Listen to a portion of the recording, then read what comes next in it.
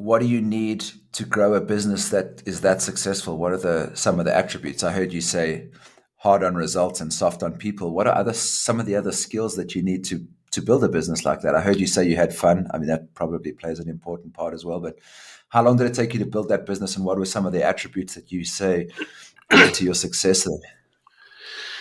For me, business is all about people, man. So it was, for me, a biggest part is the people. What I did with both those last businesses were I would interview every person before they start. Doesn't matter what level. I would have the last interview. Obviously, I didn't go do a lot of. The other guys in the business would obviously check the competencies, but I would do a culture check, in the last interview. Plus, now this guy, imagine this young sales guy on the floor. And we didn't have titles in the business, but obviously from a PR point of view, we would have a title. So now this young guy is going to see the CEO of the business before he starts. He's 21, 22. He's going to be on a sales school. So that was just super Yeah. awesome, So these guys started. I mean, they're like big eyes in this meeting, And the final interview was me, and I did. Even in the end, I interviewed.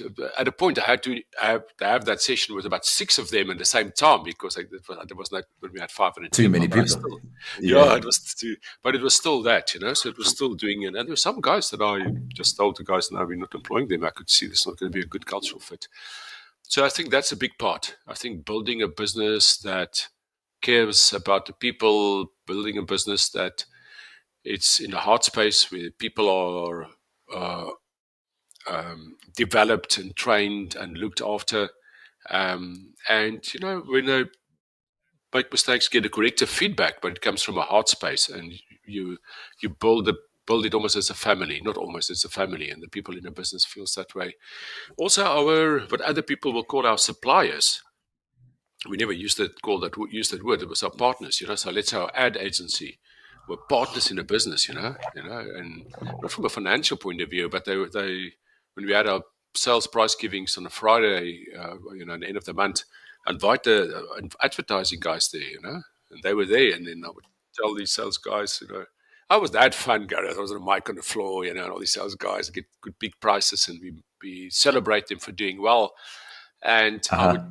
point out you're the advertising agency. When there's Justin, he's the guy that put all these beautiful creative adverts together that make the phone ring. Now I tell you, when Right. those guys leave the floor, and the weekend they're at home, they feel part of. They think of ideas. In business, they're going to think about you, not about other companies where they just supply us. So there's also a big business Yes. benefit in that, and that people underestimate that. So yeah, everyone was part of a family. So the people part is a big part, Then obviously all the other stuff of the numbers and getting that right, and but yeah, I would say that's a big piece. So good. How do you know if And someone's not going to be a fit when you in that interview? Like, what are some of the things? Is it just a gut feeling, or how do you tell? it's often a gut feel, Someone say something or like whatever, you can just see maybe a bit of Uh huh. negativity or a bit of political stuff. It's sometimes amazing how these things can come out.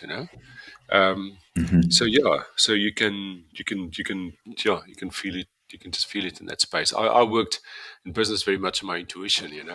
Studied all the business stuff and the legal stuff and so on. But when I ran advertising for the group, the role before, I would look at different adverts that the guys would back out, and I would just say, "Wow, that's going to work better than that." I just knew it, and we measured it because we had different telephone numbers for different adverts, and it was always right. So the intuition, I think, is another big part in business. That That is people the feminine part, right? totally. That was always there for That's, you. that's exactly that's it, and people underestimate that. And especially these big listed corporate businesses. If you talk to them and you give them ideas, and this is what we're going to do, and they say why, and you say because it feels right, then those guys freak out. Uh Luckily, I was both huh. because they don't. They think they get really worried when you say that.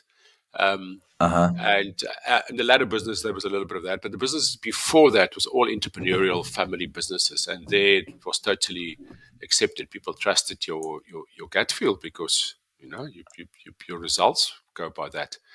So I think that's another big part. And then I think also, is this business, what's the business doing? You ask the other benefit or success factor, is that Hmm. is it coming from the heart? Are you ripping the customers off, or are you trying to give them as much value as you can? And are you direct and honest in Uh-huh. your advertising and your marketing? And then when they call you now, you answer the phone fast and quick and have empathy with the guy. And I just crashed his car or something happened, or got burgled. Now, is it just a Mm-hmm. numbers game, or are you actually from your heart speaking to this person and have empathy with him? So it's things like Mm-hmm. that. And yeah, I'm super proud that we were doing that in the 90s already. In the 2000s, was involved in businesses that we did that in the 90s and the 2000s already. Um, so I think nowadays, I mean, don't think a business will even succeed with any of that. But in those days, I think there were many rough businesses out there. So yeah, I was super blessed to have been involved in those type of businesses.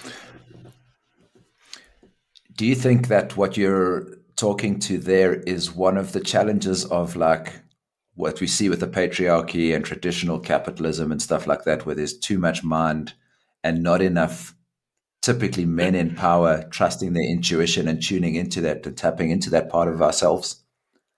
Definitely, and yes, Gareth, women also, so women step into this world of business, and there are so many examples of where they are even more, as great as it may sound, but patriarchal than the men in it, and operate from a total masculine energy and follow almost the example of that old school of man where you have to command and control. Those businesses in the That's the way it's previous been set century. up. Yeah, Yeah, it's been exactly. set up. That's how you perform. Show up longer, and I recognize that women are expected to be that way if they're going to perform in a world that measures those things to be the key drivers inside a business.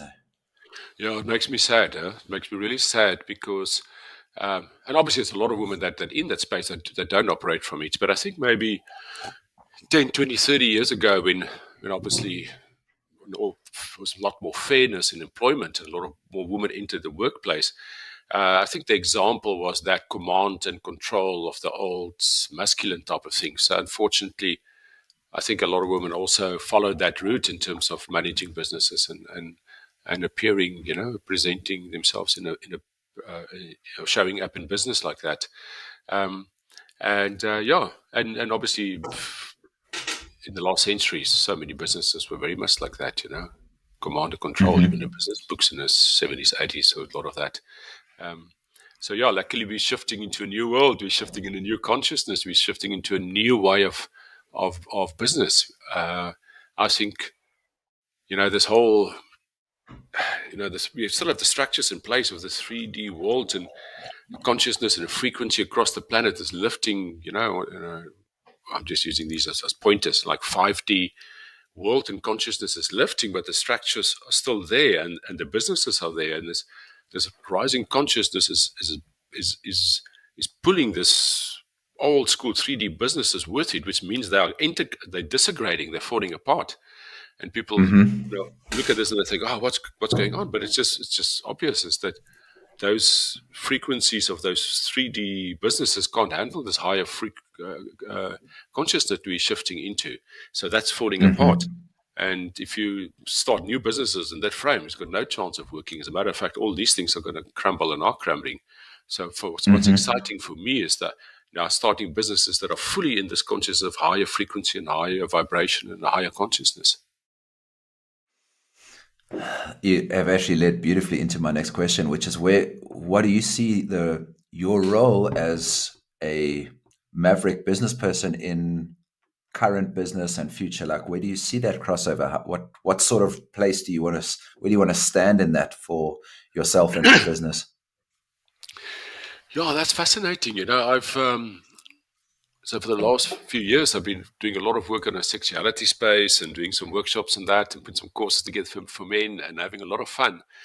And now recently, the last few months, I was like going, okay, I'm missing business a bit, and um, I miss the intellectual stimulation because there is just so much of that in business and most businesses. Um, so now it's interesting. I'm actually finding the universe are bringing me some stuff, opportunities, or things to look at in terms of business. And so maybe I'll get a little bit more involved, or maybe a lot more involved in businesses going forward. I don't know. Living the mystery, living the this magical mystery. So let's see where it goes. But Yeah, I think I definitely can play a big role, whether it is running a business, starting businesses, or helping people that are running businesses to build it with this higher frequency, with this higher consciousness, which goes across all of it. It goes across the people. It goes to what we bring to market.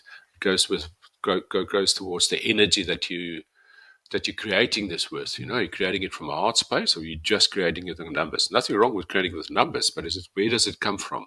Because whatever energy you're Mm-hmm. creating it with, that's the energy that it will be. Mm. Um, Yeah. yeah, so it's a beautiful question, Gareth. It's very appropriate for right now because I can really see some stuff shifting in my space with this that I didn't Mm-hmm. necessarily see coming. I can really feel that. Yeah, I think there's probably a role for me to play in that. Yeah, consciousness business going forward.